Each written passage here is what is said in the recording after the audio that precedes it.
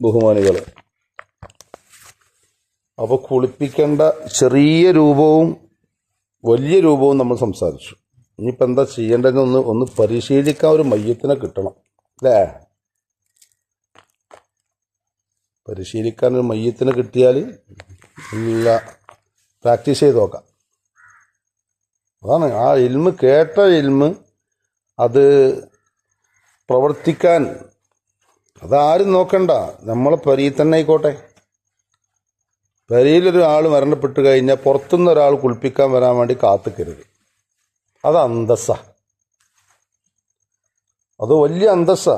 അത് വാപ്പിയും ഉമ്മയും കുട്ടികളൊക്കെ ചേർന്നിരുന്ന് കാണ്ട് ഇതിൻ്റെ ഓരോ ദിവസവും പറഞ്ഞ ക്ലാസ്സിലെ വിഷയങ്ങൾ ഇങ്ങനെ നോക്കി കേട്ട് മനസ്സിലാക്കുക. ആ കേട്ട് മനസ്സിലാക്കിയത് അവരെന്നെ ചെയ്യാൻ നോക്കുക. എന്തൊരു അന്തസ്സാണ്. നമ്മളെ ശരീരത്തിൻ്റെ ഭാഗങ്ങൾ മറ്റുള്ളവർക്ക് കാണിച്ചു കൊടുക്കേണ്ട ആവശ്യമില്ലല്ലോ. വളരെ സിമ്പിളാ കുളിപ്പിക്കേണ്ട കാര്യം. അതൊക്കെ നമ്മൾ പറഞ്ഞു കഴിഞ്ഞു. ഫഇൻ റആ ഖൈറൻ ദഖറഹു. ഇനി കുളിപ്പിക്കുന്ന സമയത്ത് മയ്യത്തിനെ മുഴുവനായിട്ട് യൂസ് ചെയ്തുകൊണ്ടിരിക്കുകയാണല്ലോ. ഒരു ബോഡി മുമ്പിൽ കിടക്കുകയാണ്. ആ ബോഡിയെ ആദ്യം മുതൽ അവസാനം വരെ കുളിപ്പിച്ച് ഫ്രഷാക്കിയാണ് കൊടുക്കുന്ന ഡ്യൂട്ടിയാണ് ഈ കുളിപ്പിക്കുന്ന ആളുകൾക്കുള്ളത്. അതുതന്നെ നമ്മൾ നേരത്തെ പറഞ്ഞു, യുസന്നു കൗനുൽ ഓസിലി അമീനൻ ത്വാഹിറൻ. കുളിപ്പിക്കുന്ന ആള് വിശ്വസ്തനായിരിക്കണം. അതുപോലെ തന്നെ കുളിപ്പിക്കുന്ന ആൾക്ക് ഉളു ഉണ്ടായിരിക്കലും സുന്നത്താണ്.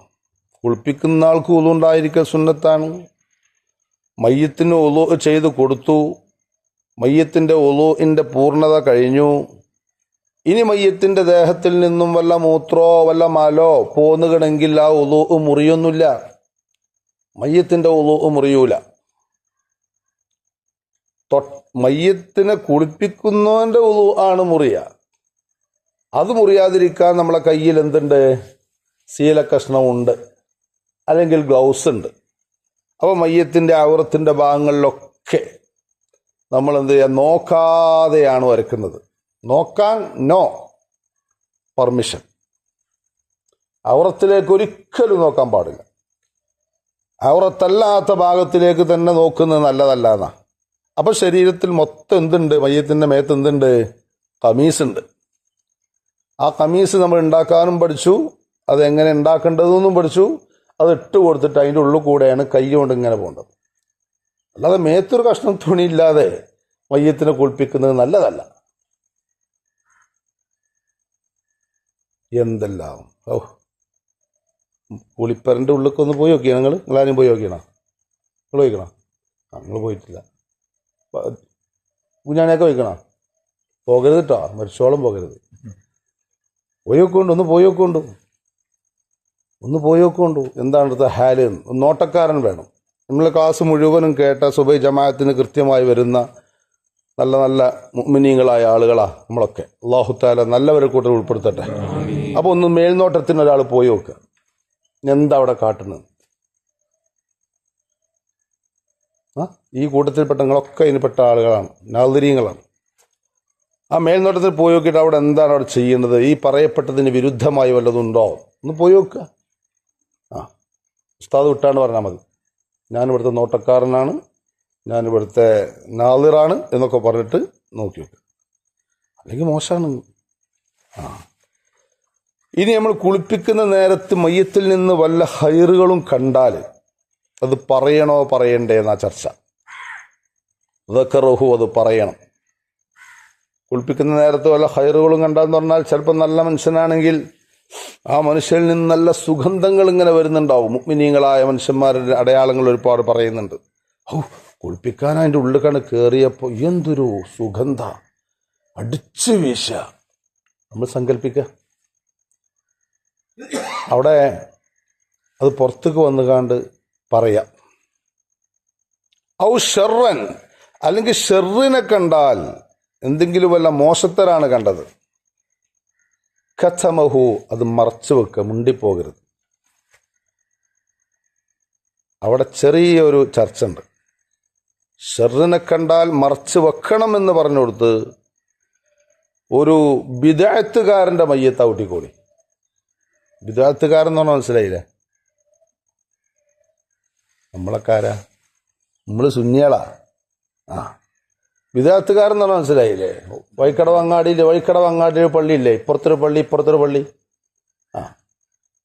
അങ്ങനെ കുറെ പള്ളികളുണ്ടാവും പല ഭാഗത്തും. ചില പള്ളികൾ സുന്നികളെ പള്ളികൾ, ചില പള്ളികൾ വേറുള്ള പള്ളികൾ. അത് മുബ്തദിഈങ്ങളാണ്. മുബ്തദിഈങ്ങളെ കുളിപ്പിക്കുന്ന നേരത്ത് വല്ല ഷെറും കണ്ടാൽ അതിനെ മസ്ലഹത്തിന് വേണ്ടി പറയണം എന്നാണ് ഫിഖ്ഹ് പറയുന്നത്. എന്താ മസ്ലഹത്ത്?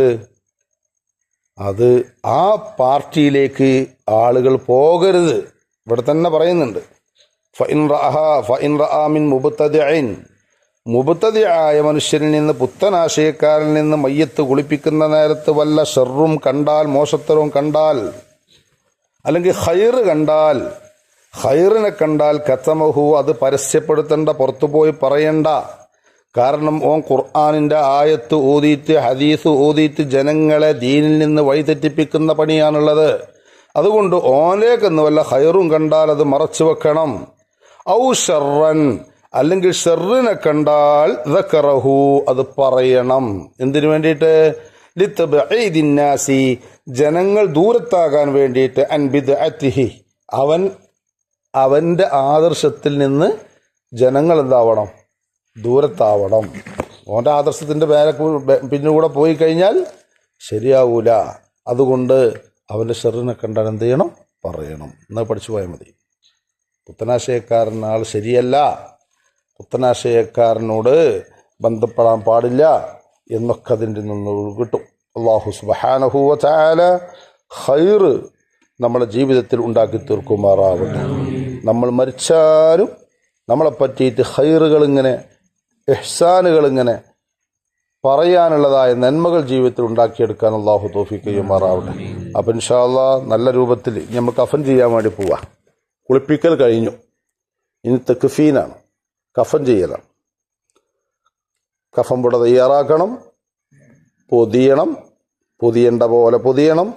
ആ രൂപത്തിലൊക്കെ നമുക്ക് പഠിച്ചിട്ട് കൃത്യമായി കേട്ട് മനസ്സിലാക്കി, നമ്മുടെ വീടിൻ്റെ ഉള്ളിൽ ഒരു മയ്യത്തുണ്ടായാൽ, അത് നമ്മുടെ ഭാര്യയായാൽ അല്ലാഹു ദീർഘായുസ്സ് കൊടുക്കട്ടെ, അതല്ലെങ്കിൽ നമ്മുടെ ഭർത്താവ്, കുട്ടികളായ ആരായാലും നമ്മുടെ സ്വന്തക്കാർ മാത്രം അതിൻ്റെ ഉള്ളിൽ നിന്ന് ഉഷാറായിട്ട് കുളിപ്പിക്കുന്ന സിറ്റുവേഷൻ നമ്മളെ മഹല്ലിൽ ഉണ്ടായിരിക്കണം.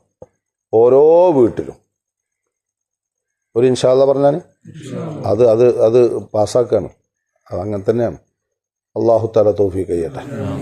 അൽഹംദുലില്ലാഹി റബ്ബിൽ ആലമീൻ. അല്ലാഹുമ്മ സ്വല്ലി അലാ സയ്യിദിനാ മുഹമ്മദിൻ വഅലാ ആലി സയ്യിദിനാ മൗലാനാ മുഹമ്മദ്. അർഹമുർ റഹ്മാനായ അൽ മലിക്കുൽ ജബ്ബാറായ അല്ലാഹുവേ, പ്രഭാത സമയം ഇന്ന് വെള്ളിയാഴ്ച ദിവസങ്ങളെ നേതാവ്, ഞങ്ങളെ സുബ്ഹ് നിസ്കാരത്തിനുള്ള വരവും പോക്കും നീ പരിപൂർണമായും ഏറ്റെടുക്കണേ റഹ്മാനെ. അല്ലാഹുവേ, ഞങ്ങളാക്കി പോറ്റി വളർത്തിയ ഞങ്ങളെ പ്രിയപ്പെട്ട ഉമ്മ വാപ്പമാരൊക്കെ ഖബറിലാണ് റഹ്മാനായ റബ്ബേ. അവർക്കൊക്കെ നീ സ്വർഗീയ കവാടം നീ തുറന്നു കൊടുക്കണേ അല്ലാഹ്. സ്വർഗീയ ജീവിതം അവർക്ക് നൽകണേ അല്ലാഹ്.